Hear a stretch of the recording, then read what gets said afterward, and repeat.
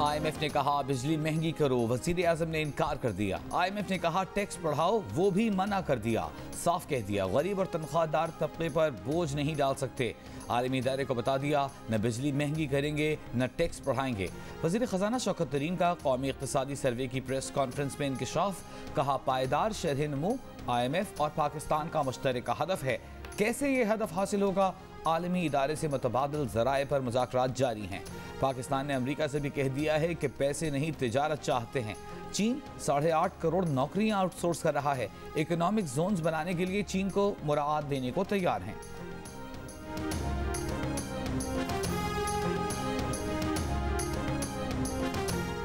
विफाकी वज़ीर ख़जाना शौकत तरीन का कौमी इक़्तिसादी सर्वे में मईशत की रिकवरी का दावा। कहा 11 माह में टैक्स वसूली 4.2 ट्रिलियन तक पहुँच गई। FBR की टैक्स वसूलियाँ पिछले साल से 18% ज़्यादा हैं। लार्ज स्केल मैन्युफैक्चरिंग ने 9% ग्रोथ दिखाई है। 26 अरब डॉलर्स की तरसीलात ज़र 29 अरब डॉलर्स तक जाने का इम्कान है। ज़र मुबादला के ज़खायर 2018 में 7 अरब डॉलर्स थे जो अब बढ़कर 16 अरब डॉलर हो गए हैं। शरह सूद 13.2% से कम करके 7% तक लाई गई। इस्तेहकाम की तरफ बढ़ रहे हैं। 4% शरह नमू पर हैं। 7 से 8% तक जाने की कोशिश करेंगे। वज़ीर ख़जाना का FATF की ग्रे से वाइट लिस्ट में पाकिस्तान के आने की पेशगोई करने से गुरेज। MNA कादर मंदोखेल ने मुसलसल मेरे खिलाफ फोश ज़बान इस्तेमाल की।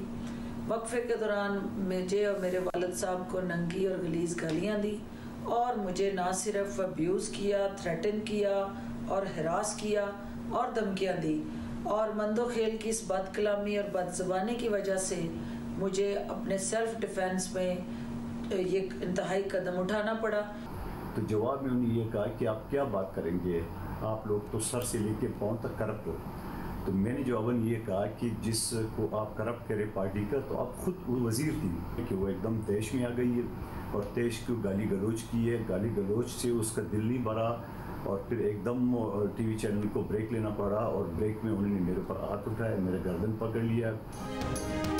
फिरदौस आशिक अवान और पीपल्स पार्टी के रहनुमा कादिर खान मंदोखेल के दरमियान करप्शन के इल्ज़ामात पर निजी चैनल के प्रोग्राम में बहस नौबत हाथापाई तक पहुँच गई। फिरदौस आशिक अवान ने बाद में ट्वीट और वीडियो बयान में बताया कि टॉक शो में कादिर मंदोखेल से बहस का एक रुख दिखाया जा रहा है। उनका कहना था कि कादिर मंदोखेल ने गलीज़ ज़ुबान इस्तेमाल की थी जिसे वीडियो का हिस्सा न बनाकर एक तरफा प्रोपेगेंडा किया जा रहा है। कौमी असम्बली में कादिर मंदोखेल ने कहा कि गुज़िश्ता रोज़ फिरदौस आशिक अवान ने प्रोग्राम में जो रवैया रखा उससे पूरे ऐवान का सर शर्म से झुक गया। जो ज़ुबान फिरदौस आशिक अवान ने इस्तेमाल की ये इमरान खान की तरबियत है। अली मोहम्मद खान बोले हम सबको इस पर अफसोस है, पूरे ऐवान को इस पर अफसोस है। आप हर बात में इमरान खान साहब पर इल्ज़ाम क्यों लगाते हैं? सियासी बात करते हैं तो फिर गाली नहीं देनी चाहिए।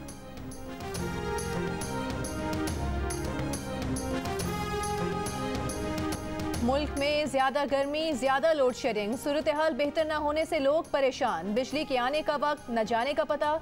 शदीद गर्मी में बिजली की लोड शेडिंग से आवाम का सब्र जवाब देने लगा। कराची, लाहौर, पेशावर, कोयटा, रावलपिंडी समेत मुख्तलिफ शहरों में कई घंटे बिजली मुअत्तल। देहात का कोई पुरसाने हाल नहीं। हर 1 घंटे बाद लोड शेडिंग से कई इलाकों में पानी की किल्लत।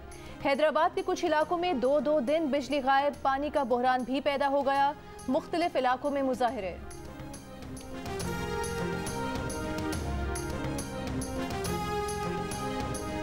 वफाकी वज़ीर तवानाई हम्माद अजहर का मुल्क में बिजली का शॉर्टफॉल कल तक पूरा करने का दावा। कहा इस वक्त तलब के मुकाबले में सिर्फ 593 मेगावाट का शॉर्टफॉल है जिसे कल तक पूरा कर लिया जाएगा।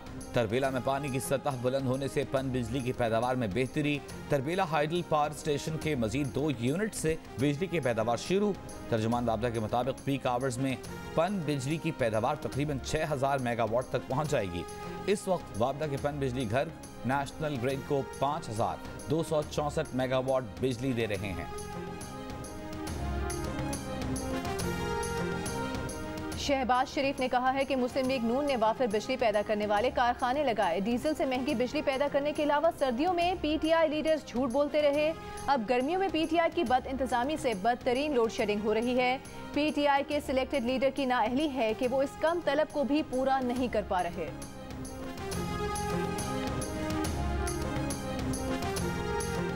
मुल्क में गर्मी की शदीद लहर से लोग बेहाल। कई शहरों में पारा 40 डिग्री से ऊपर रहा। सबसे ज्यादा दर्जा हरारत पेशावर में 48 डिग्री सेंटीग्रेड, लाहौर में 44 डिग्री की गर्मी 50 डिग्री की महसूस की जा रही है।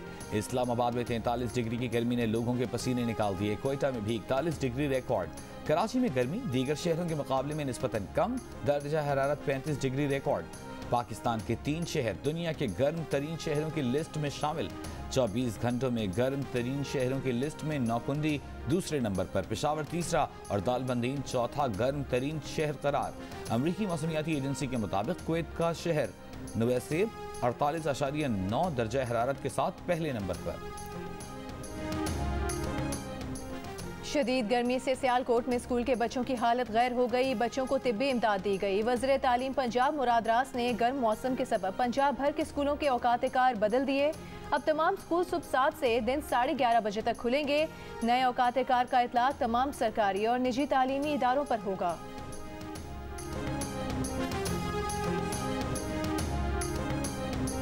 वज़ीर ख़ज़ाना शौकत तरीन का कहना है कि उनसे मंसूब की बात गलत है कि IMF ने अमरीका की वजह से पाकिस्तान को कुछ रियायतें दी हैं।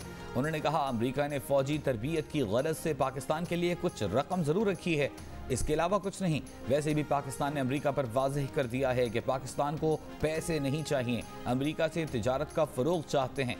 बरतानवी जरीदे फाइनेंशियल टाइम्स ने शौकत तरीन से मंसूब करके यह खबर दी थी कि इमरान खान की हुकूमत को अफगानिस्तान से इनखला के बाद अमरीका से फौजी ताउन के बदले में खुसूसी रियायत दी गई है।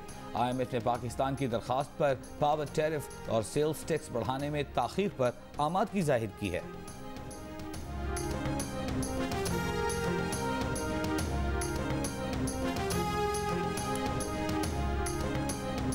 तहरीक पेश की गई है कि आलमी अदालत इंसाफ के फैसले को मौसर बनाने के लिए हक नज़रसानी और गौर मकर फराहम करने का बिल आलमी अदालत इंसाफ नज़रसानी व गौर मकर आर्डीनेंस 2020 मंजूर किया जाए। वो तमाम अरकान जो इसके हक में हाँ कहें, वो तमाम अरकान जो इसकी मुखालफत में है नहीं कहें। मेरे ख्याल में अक्सरियत का जवाब हाँ में है, नतीजतन तहरीक मंजूर की जाती है और बिल मंजूर किया जाता है। कौमी असम्बली ने कुलभूषण जाधव पर आलमी अदालत इंसाफ के फैसले को मौसर बनाने के लिए हक नजरसानी का बिल ऑर्डिनेंस 2020 मंजूर कर लिया। विफाकी वज़ीर कानून फ़रूख नसीम ने कहा कि भारत के नापाक अज़ाइम के खिलाफ ये बिल लाए हैं। अगर ये कानून नहीं लाएंगे तो भारत सलामती काउंसिल में चला जाता। बिलावल भुट्टो जरदारी ने एक बयान में कहा कि बिल पढ़ने का हक नहीं, बिल पर बहस का हक नहीं, अपने वोट के शुमार होने और इख्तिलाफ को रिकॉर्ड पर लाने का हक नहीं। कानून साजी में पार्लियामान का किरदार मुकम्मल तौर पर मजरूह कर दिया गया। ये इंतहाई काबिल मजम्मत है। इलेक्शन एक्ट में तरमीम और कुलभूषण को NRO देने के बिलों को जबरदस्ती मंजूर कराया गया।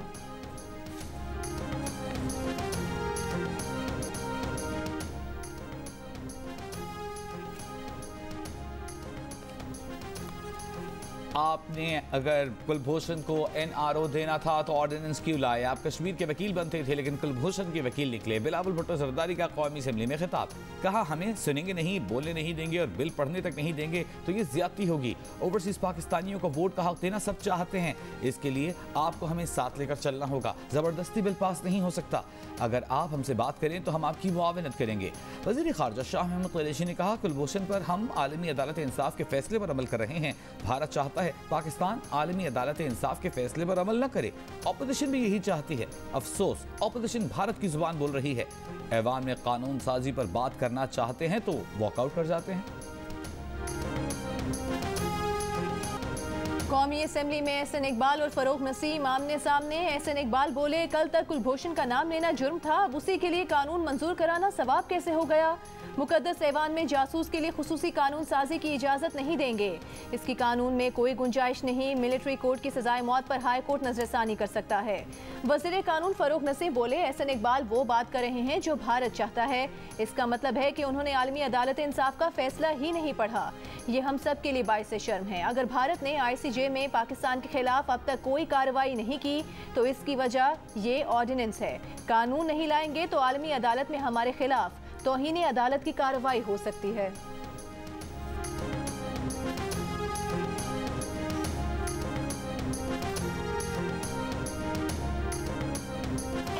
तहरीक पेश की गई है कि इंतखाबात एक्ट 2017 में मजीद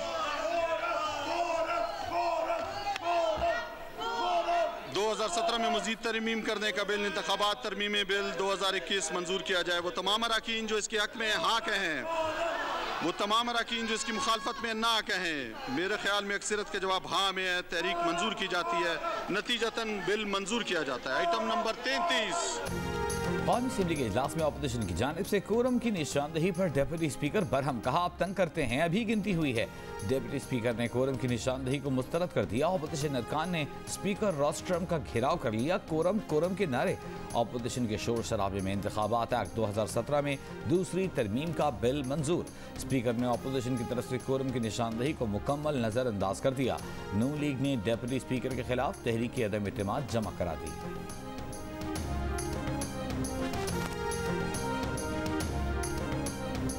कोरोना से मुल्क में मजीद 76 अफराद का इंतकाल, 1300 से जायद नए केसेस की तस्दीक। NCOC के मुताबिक केसेस मुस्बत आने की शरह 3% रही। 24 घंटों के दौरान पंजाब में कोरोना के मुस्बत केसेस की शरह 2% और लाहौर में 3.5% रही। बलोचिस्तान में शरह में कमी ना आ सकी। मुस्बत केसेस की शरह 7.4% रिकॉर्ड की गई। पंजाब हुकूमत का वैक्सीनेशन न करवाने वालों का mobile phone SIM card block करने का हतमी फैसला। 12 जून से 18 साल से जायद उम्र के अफराद के लिए भी वॉक इन वैक्सीनेशन की सहूलत होगी। मज़ारात के बाहर मोबाइल वैक्सीनेशन कैंप्स कायम किए जाएंगे। वज़ीर सेहत पंजाब यास्मीन राशिद ने कहा है कि हफ्ते के रोज 18 साल से जायद उम्र के लिए वॉक इन वैक्सीनेशन शुरू हो जाएगी। अब अवाम पिन कोड के बगैर सिर्फ शनाख्ती कार्ड के साथ आकर वैक्सीन लगवा सकेंगे। वैक्सीन लगवाने पर सिनेमा हॉल, रेस्टोरेंट्स और शादियों में जाने की इजाजत होगी। सिंध में 10वीं जमात के इम्तहानात 5 जुलाई से होंगे। इम्तहानात 50% MCQs, 30% मुख्तसर और 20% जामे जवाबात पर मुश्तमिल होंगे। 12वीं जमात के इम्तहानात 26 जुलाई से होंगे, जिसके बाद 11वीं जमात के इम्तहानात होंगे। सिर्फ इख्तियारी मज़ामीन के इम्तहानात लिए जाएंगे, अमली इम्तहानात नहीं लिए जाएंगे। आर्मी चीफ से पोलियो ओवरसाइट बोर्ड के सरबराह क्रिस्टोफर की मुलाकात। ISPR के मुताबिक मुलाकात में पोलियो के खात्मे के लिए पाकिस्तान की कोशिशों और इक़दामात पर तबादला ख्याल किया गया। आर्मी चीफ ने कहा पोलियो का खात्मा कौमी फरीज़ा है। मुल्क से पोलियो के खात्मे के लिए हेल्थ वर्कर्स की खिदमात को सराहा।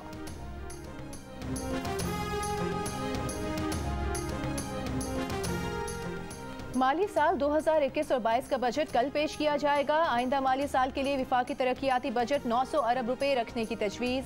आइंदा माली साल का विफाकी तरक्याती बजट रवा माली साल की निस्बत 38% ज्यादा रखने की तजवीज़ दी गई है। नए माली साल में 244 अरब रुपए मोटरवेज, हाईवेज, एयरपोर्ट्स और रेलवे मनसूबों पर खर्च करने की तजवीज़। सरखर हैदराबाद मोटरवे के लिए 4 अरब 60 करोड़ रुपए रखने की तजवीज़। वजारत सेहत के मनसूबों के लिए 21 अरब 72 करोड़ रुपए और दिफाई डिवीजन का तरक्याती बजट 1 अरब 97 करोड़ रुपए रखने की तजवीज़ दी गई है।